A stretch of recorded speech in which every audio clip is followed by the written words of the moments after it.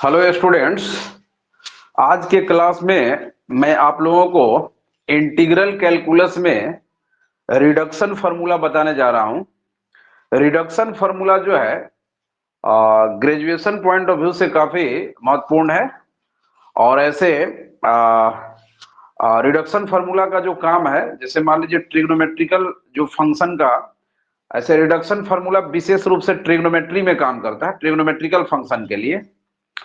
और trigonometrical function में विशेषकर मान लीजिए कि साइन का पावर बहुत लार्ज हो गया या कॉस का पावर बहुत लार्ज हो गया या दोनों के प्रोडक्ट का पावर बहुत बड़ा हो गया, उस दौरान जो है ये रिडक्शन फार्मूला आपका काम करता है। ठीक है। जैसे मान लीजिए कि आपके पास साइन स्क्वायर का इंटीग्रेशन बहुत इजी वे में आप कर सकते हैं, साइन क्यू का कर सकते हैं, साइन 5 वगैरह का भी, 4 का भी करते हैं। लेकिन धीरे धीरे आपका समस्या जो है, मतलब कैलकुलेशन जो है वो थोड़ा लेंदी होते जाता है। और मान लीजिए साइन के पावर 15 आ गया तो और समस्या हो जाएगा। तो यहाँ जो मैं रिडक्शन फार्मूला बताने जा रहा हूँ, इससे क्या होगा कि ट्रिग्नोमेट्रिकल फंक्शन पर, विशेष रूप से ट्रिग्नोमेट्रिकल फंक्शन पर अगर पावर बहुत ज्यादा लार्ज होने लगे तो ये रिडक्शन फार्मूला जो है उसको काफी सिंपल वे में सॉल्यूशन कराता है। ठीक है। तो देखिए आज के क्लास में मैं रिडक्शन फार्मूला बताने जा रहा हूं।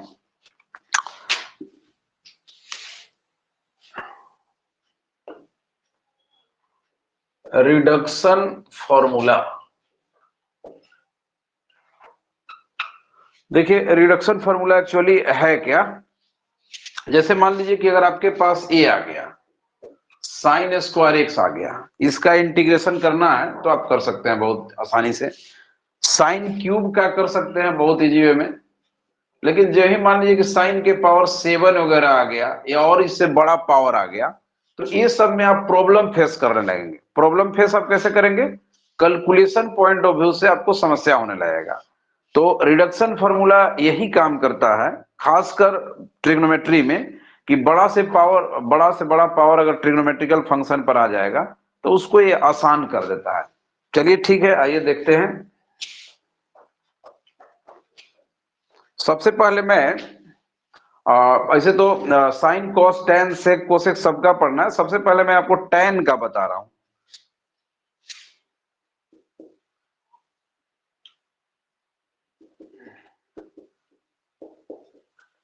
जैसे मान लीजिए कि आपके पास ए है आ गया 10 to the power n x d x. इसका अब पावर आप कुछ भी दे सकते हैं। पहले तो आप बेसिक आप इसका एक कर रहे हैं, एक जनरलाइज टाइप का। हम लोग 10 के पावर एन का इंटीग्रेशन करना चाहते हैं। ठीक है। तो देखिए इसके लिए एक्चुअली आपको करना क्या होगा, आप इसमें इसको प्रोडक्ट के टर्म में ये करेंगे, दो टर्म में आप करेंगे। और विशेषकर आपको ध्यान रखना होगा कि टैन कॉट और सेक कोसेक, ये चीज आप ध्यान रखेंगे। टैन कॉट और सेक कोसेक, ये चारों में जो है जब प्रोडक्ट के टर्म में आप एक्सप्रेस करेंगे तो एक टर्म आप स्क्वायर में देंगे। ये चारों जो है साइन सॉरी क्या नाम है, टैन कॉट सेक कोसेक। क्यों ऐसा करेंगे?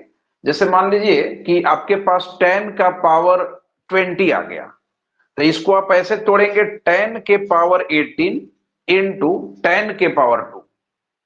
इससे क्या होगा कि बाद में tan स्क्वायर जो है वो वैसे टर्म में चेंज हो जाएगा जो आसानी से इंटीग्रेट हो सकता है। उसी प्रकार से मान लीजिए आपके पास आ गया सेक के पावर 10 आ गया, तो अगर आपको तोड़ना होगा तो sec square into sec square into sec to the power 8 आप कहेंगे। मतलब हमेशा ध्यान रखना है कि जो प्रोडक्ट लिखेंगे एक टर्म में आपका स्क्वायर हो।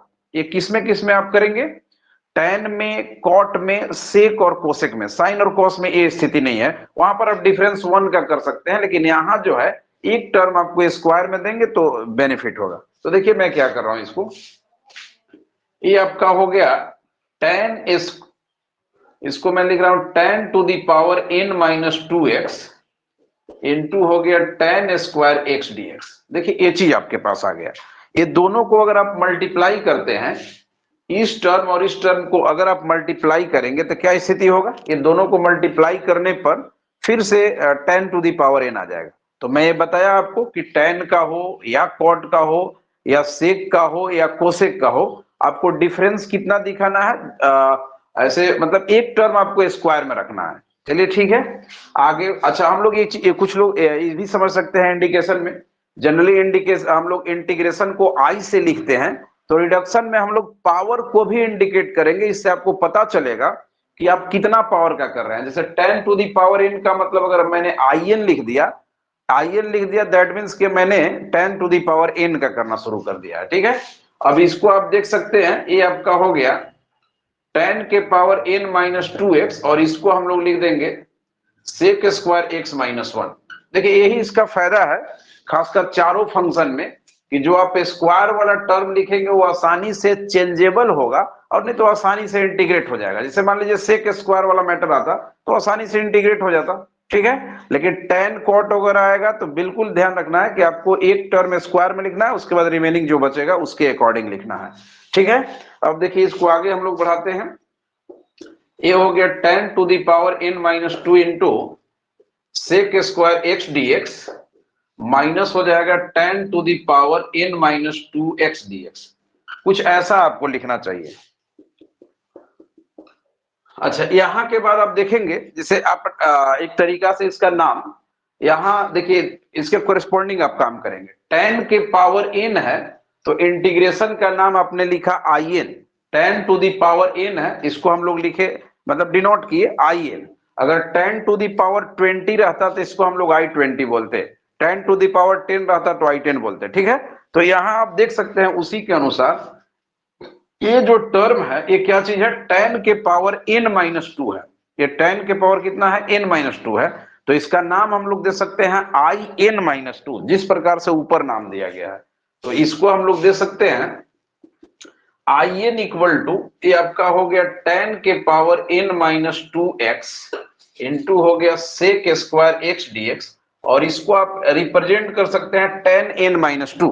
और 10n माइनस 2 मैंने कैसे बोला, चूंकि 10 के पावर n को मैंने रिप्रेजेंट किया in से, उसी प्रकार से 10 का पावर यहाँ n माइनस 2 है, तो इसके अकॉर्डिंग इसका नाम जैसे ऊपर में है यहाँ पर नाम मैंने in माइनस 2 दे दिया। ठीक है, और अब यहां से उसको मैं लेफ्ट में ले आ रहा हूं in plus in minus 2 equal to आपके पास आ रहा है 10n minus 2x into sec square x dx, कुछ ऐसा आ गया। और अब मैं इसको सिंपलीफाई कर दे रहा हूं, कैसे हो जाएगा, इसमें आप 10 को लेट कर लीजिए, ये थोड़ा इंटर टाइप का इंटीग्रेशन आ गया, इसमें आप इसको क्या कीजिएगा, लेट कर लीजिए, और लेट करने के बाद बहुत इजी वे में काम होगा। तो देखिए मैं यहां पर कर रहा हूं, लेट मैंने कर लिया, tan x equal to z, ये हम लोगों को दिला देगा sec square x dx equal to आपके पास हो जाएगा dz। ठीक है, अब आप लिख सकते हैं कि देयरफॉर in, ये हो गया in plus in minus 2 equal to, देखिए राइट साइड में क्या हो जाएगा, इसका नाम मैंने z लिखा था, tan x का ओनली, पावर है तो पावर रहेगा, तो tan x का नाम z था तो यहां पर power n minus 2 as it is रहेगा, इंटू सेक स्क्वायर x और dx मिला के आपका dz हो जाएगा, और ये वैल्यू हो गया in plus in minus 2 equal to z के power n minus 1 divided by n minus 1। ठीक है, आप कांस्टेंट ऐड कर सकते हैं बिकॉज इनडिफिनिट इंटीग्रेशन है, तो इस प्रकार से। और बाद में मैं tan को रिटर्न ले रहा हूं, अर्थात कितना हो जाएगा, ये हो जाएगा दैट इज करके मैं लिख दे रहा हूं in plus in minus 2 equal to, ये हो जाएगा 10 to the power n minus 1x divided by n minus 1 plus c। ये आपका फाइनल इस क्वेश्चन का आंसर हुआ। तो इस प्रकार से आप बहुत आसानी से इसको हल कर सकते थे। ठीक है, अब इसी क्वेश्चन को मैं थोड़ा डेफिनेट में कर दे रहा हूं, क्योंकि आपको जो भी लोग सेमेस्टर 1 के हैं उनको एक क्वेश्चन पूछा जाएगा एग्जाम में। अब मैं इसको थोड़ा सा डेफिनेट में कर देता हूं, और उसके बाद बहुत आसानी से, अगर आप डेफिनेट में क्वेश्चन रहेगा तो पूरा का पूरा सेम कैलकुलेशन करेंगे इसी प्रकार से, और आपको करना क्या होगा, इसमें जो लिमिट है उसको फाइनली पुट कर देना होगा। तो देखिए मैं क्या कर रहा हूं, इस क्वेश्चन को थोड़ा सा यहां पर लिख रहा हूं, इसी क्वेश्चन को मैं थोड़ा सा आगे बढ़ा दे रहा हूं कि अगर in बराबर आपके पास आ गया 0 से लेकर पाई बाई 4, और ये हो गया 10 to the power n dx, ऐसा कुछ करके, तो मैं अब इसको दोबारा हल नहीं कर रहा हूं, क्योंकि सेम कैलकुलेशन अगर आपका डेफिनेट में भी रहेगा तो कैलकुलेशन आपको सेम करना है, एकदम हूबहू कर दीजिए लास्ट में लिमिट रख दीजिए। तो अभी जस्ट मैंने किया था, देखिए मैंने क्या लाया था, I n equal to I n plus I n minus one, I n plus I n minus two equal to हमारे पास आया था 10 to the power n minus one x divided by n minus one. ठीक है, अब इसमें चूंकि definite integration है तो आपको कांस्टेंट तो रहेगा नहीं, डेफिनिट इंटीग्रेशन है, आपको कांस्टेंट रखने की आवश्यकता नहीं है। ठीक है, अब इसमें हम लोग क्या करेंगे, वैल्यू दे देंगे 0 से लेके पाई बाई 4, और ये वैल्यू देखिए आपके पास आ जाएगा I n plus I n minus two equal to, अब इसमें वैल्यू आप पुट करेंगे 1 बटा एन माइनस वन तो बाहर आ गया, वैल्यू पुट करेंगे तो 10 पाई बाई 4 का जो वैल्यू होगा ये 1 हो जाएगा, और 10 जीरो का वैल्यू 0 हो जाएगा। तो देखिए आपका यही आंसर एग्जाम में पूछा जाएगा, I n plus I n minus two into, या इतना इक्वल टू, यही चीज आपको दिया जाएगा, इतना इक्वल टू 1 बटे एन माइनस वन प्रूफ करने के लिए। ठीक है, तो ये आपका जो भी लोग सेमेस्टर 1 में है उन एग्जामिनेशन पॉइंट ऑफ व्यू से काफी महत्वपूर्ण क्वेश्चन है। अब क्वेश्चन आपको डेफिनेट में पूछा जाएगा, तो आपको करना क्या है, मैंने स्टार्टिंग इंडेफिनेट से किया था, अगर एक क्वेश्चन पूछा जाएगा तो आप हूबहू सिमिलर हल करेंगे और लास्ट में वैल्यू पुट कर देंगे। ठीक है, उम्मीद करता हूं कि आप लोग इस क्वेश्चन को समझ गए होंगे। इसके बाद मैं नेक्स्ट वीडियो में बाकी जो रिमेनिंग फंक्शन है, ट्रिग्नोमेट्रिकल फंक्शन, उसका मैं रिडक्शन फार्मूला बताऊंगा। ठीक है, आज का क्लास यहीं पर लास्ट किया जा रहा है। सभी को धन्यवाद। ओके।